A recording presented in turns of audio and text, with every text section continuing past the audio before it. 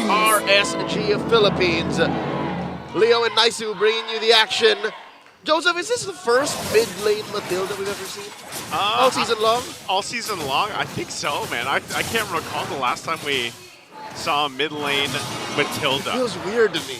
It does, but, you know, in the hands of Sanji, we'll see how he plays this out. We're already used to seeing most roamers play Matilda pretty aggressively. But this time in the hands of Sanji, we'll see how they respond to already the early aggression coming out from RSG just for the orange buff. So a flicker already burnt. Rest of the team, Sanford's got to make his way to allow Zyda to get his buff safely right now, because even Light obviously staying around, takes a couple of shots, gets thrown in the air, and the first blood goes to TLPH. With nothing to show for it, too. RSG with a stolen Khalid, looking at pressure. Daddy JP just forced him to back off. Didn't even use the flicker. You see this? Yeah. It's still a fresh flicker on this Tigreal. And Ira did go ahead and steal away a little bit of Zyda's camp, nullifying that first blood drawn onto Light. But here's the thing. Looking at TLPH's lineup, I can see their damage coming from duo. Oh, wait. Okay, JP. Right, going right for Irad. Good thing he gets away, as you were saying. TLPH's damage coming from two solid spots right now. It's not from Sanford, it's from Zyda and from Benny. That's it. Really, you expect this Julian to burst down. Yeah. Again, what was the reaction? Whoa! You expect him to do that? What they do to his damage? When Sanji and JP, ask those questions, right? When Sanji, JP, and Sanford find a CC, or from Benny later on. And that's two solid sources of damage with a great damage profile. DPS on Benny, that's true damage, and then burst magic on Zyda. So that's what they're working on. That's what their curve looks like. And right now it's Light just trying to be a nuisance. Morgan joined the fight too. They go in. Zyda goes in, cleans up the turtle. Fight's still going to break out. The focus in, but again, a flicker. There's the circling eagle as Irad gets taken out of the jungle under the purple, and they actually keep going as another body falls. Sanji finally goes down as well, but they're going to push two down of RSG. Plus, look for more. JP gets the implosion and brings Light back. They ain't done, and now they're going to steal away Irad's purple.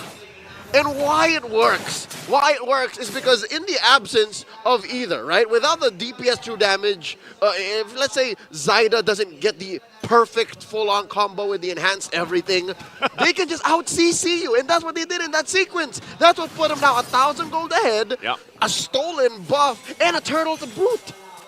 They got a whole lot out of that entire exchange, and TLPH playing around the fact that, you know, you were talking about where their damage is at this point of the game, but and that, like we just saw showcased, even if that damage doesn't find its mark right away, they have enough CC and crowd control to make it happen again.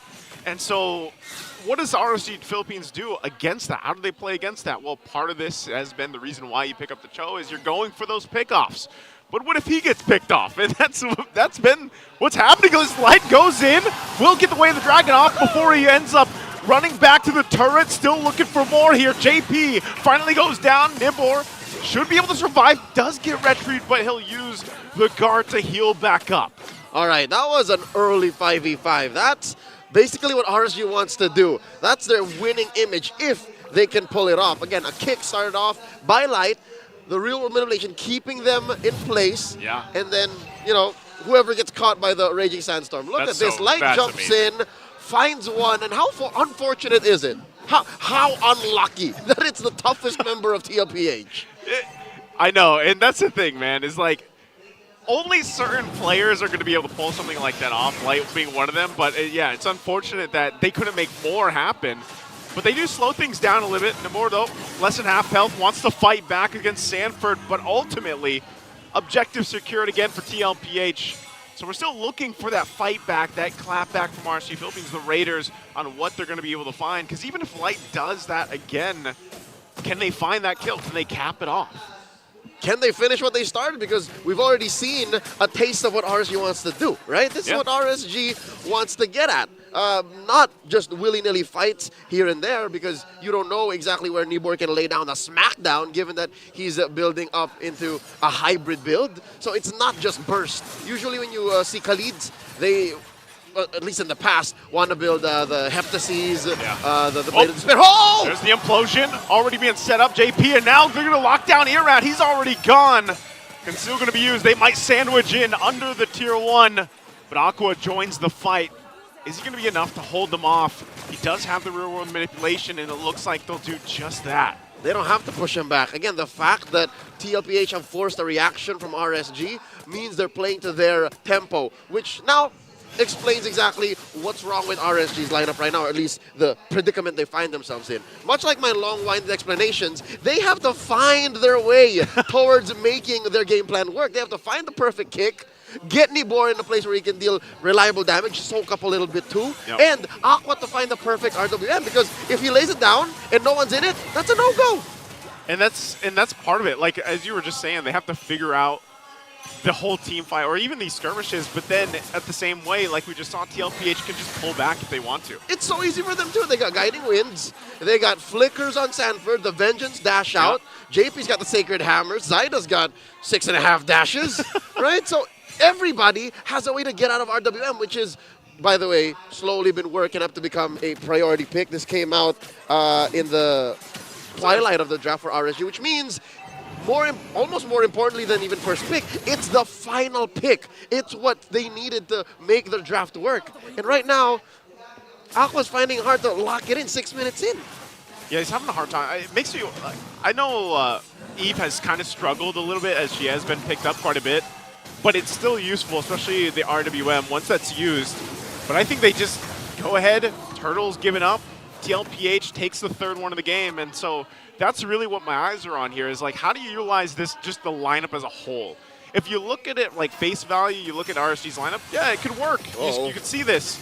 But right now they're just defending everything. There's the kick from Light, gonna go in the way and Dragon under the turret. JP will get taken out. So good setup play there from RSG, but again, my question is, do you just keep doing that and hoping that you get back into this game and swing things in your favor? Zyda's out of position! Could be a fight here. That's the dashes, that's the guiding wind we're talking about. If there wasn't a Matilda, it would have been a punish. Now Aqua getting hit. Re-engage, Final Slash going to be used as well. Aqua taken out, now Sanford could be in trouble as well. Can't get away with the guiding wind on that time, and Zyda takes a ton of damage in exchange, and Sanji tries to walk away as well. Here's the fight back from the Raiders as RSG picks up a couple kills. That's not how you start a team fight. Already, I think Team Liquid were walking in half-cocked. They traded out JP for 2 ults, seemingly. And that's not worth it. Again, if you had a follow-up immediately, sure. If JP maybe found a winning implosion to trade for those 2 or 3 ults, sure. But that wasn't the case. They were still fighting underneath the turret. And that's what's going to allow RSG to trade those early kills, those 3 turtles, into 2 turrets. Joseph, they're winning the side lanes. This is so beneficial for Nibor and Kusei. And this part where RSG has, in that one team fight, based off what Light has been doing, I'll say it again, Light's been doing work on the Cho, but so all that has a domino effect, and now you find yourselves where RSG's like actually ready to fight for the Lord. Yeah, they essentially gave up the turtles. They didn't really lock in any of those, you know, maybe they showed face a little bit, but at least for the first Lord, they can be in a position where, okay, we can actually dance and go toe-to-toe with TLPH. Which is another development in the current meta game. Again, we saw how about 2 or 3 months ago, especially in the advent of the assassin junglers, you don't want to trade out the last turtle. The second to the last turtle, like, those are the ones that ramp you up into a mid-game power spike. Now, I guess RSG showing us that they know the fundamentals of letting go of the first 3 turtles, or well, all of them basically, and trading them out for major objectives, side lanes. These objectives that don't respawn, that open up the map for your cores. And that's what allowed Kusei to go 1-0-3, and even Nibor to go 0-0-5. This is the first time I've actually seen Nibor not die in the first 10 minutes. We're so used to seeing him play the Edith, man. You know? We're so used to see him play Patsy, to play the scapegoat. And here, building the full-on tank Khalid that deals some good damage on the clapback, this might be his new power pick. When did we see the Khalid pop up? Was it just last week? Last week in the hands of Sanford. Yeah, the debut pick. It's a stolen pick. Oh, there's an implosion. Excuse me? JP. What? But they're still looking to capitalize on it. Irad goes into the backside, forcing them back a little bit further. The Lord also still up. Sanji finally goes down, and there's the counter comes in. What? Nibor's still going to be alive, too. He just heals back up through it. And JP going to get run down as well. They're looking for a wipeout here, but Penny doesn't have enough to fight back in RSG. flips the game on its head and will go down the mid lane. The Raiders are in the building. 2,000 gold ahead. A turn in mid, a stolen buff. Suddenly, Joseph, suddenly, the damage profile from TLPH, if you figure out how to soak it in, how to just isolate these many different pieces that make it work, they can't clap back. As soon as that's what confused you. The fact that Nibor was just there like, come on, I'm come like, on. is he gonna? And then he's like, nope, I'm gonna heal up. Bring it. How is he not gassing out? I mean, that's what you get when you build a full tank Khalid. It's that quicksand, man. It's damage reduction, it's heal. Yeah. I'm wondering now if anyone from TLPH has healing reduction. Maybe Sanji can build it. Maybe there's a de-ice on JP, or at least on the way. But even the tenacity plays its part in there. The sure. emblem, right? Like, there's only so much you can do with heal reduction. Yeah, and again, he's just like this. Khalid we're going to see a lot more of, I feel like, especially for some teams, because he's a good enough distraction and even does pretty good damage. Like, he does pretty good damage in the lane, and then even for these team fights. Save for a massive penalty zone, I think he's just a pound for pound better Terizla. Yeah, he's faster too. He's faster too. That's one of the problems with Terizla is he's just wailing away with his massive mallet. And then, all right, wait, give me a sec, bro. I gotta make it to the team fight. Kali's like, all right, give me 2 seconds. He's just soaring through. Is that a sound of sand? You're the sound effect guy, man. That's You'll come up with something. All right, he's got a Radiant armor already, so he's dealing with Zaida, dealing with Sanji. I don't know, de-ice on the way, so he can deal with Benny, kinda, JP as well. Sanji shields too.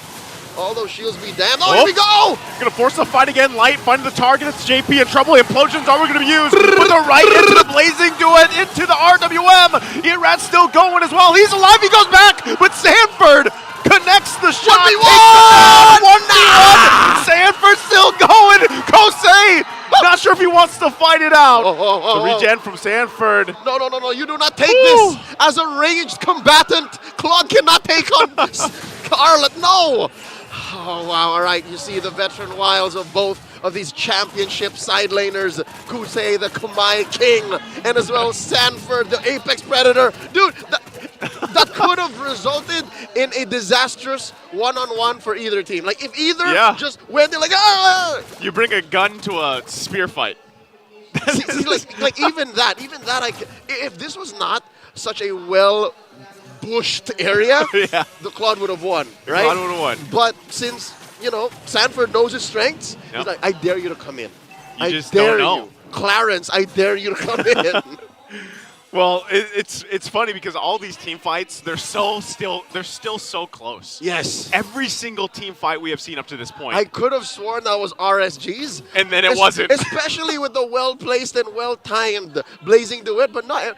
If you're if you're that tight, if you're that close, and you don't have like a wall or some level of peel, or I guess Nibor did do what he did the first time around. Yeah. So if that doesn't happen, then it's closer to 50-50. Closer to 50-50, but you can also see how like the real-world manipulation from Wako can still be deadly in those choke points. And TLPH played really good against that, even though being locked down and everything else. And I would say that even JP's implosion was a part of that, which kind of slowed things down a little bit. So ultimately, you come down to this now, where the Lord is up. Both teams are pretty much 50-50 in the team fight, and it's really dependent on who pulls that trigger first. That's right. JP here doing quite a bit of work, controlling this lower quarter of the Lord Pit. Now the shuffle begins. RSG just asserting their dominance, pushing out any and all TLPH. Here we go! Already going to go. Implosion going to be used with the flicker, and they'll be able to find Aqua, and then get another in Nibor. Shadow Kill already going to be used too. Light has to get out. There's just way too much damage coming out as it's a triple for Zaida. And TLPH will go ahead and now focus on the mid lane turrets, knowing they have a numbers advantage. Irat tries to delay him a little bit further, but it's just him and Kosei holding on to the base from the full force of the cavalry. Blazing duet with the Wind of Nature already going to be used, but they still have a minion to push in. They're going to try to delay him as much as they can, but they won't be able to as TLPH takes game one.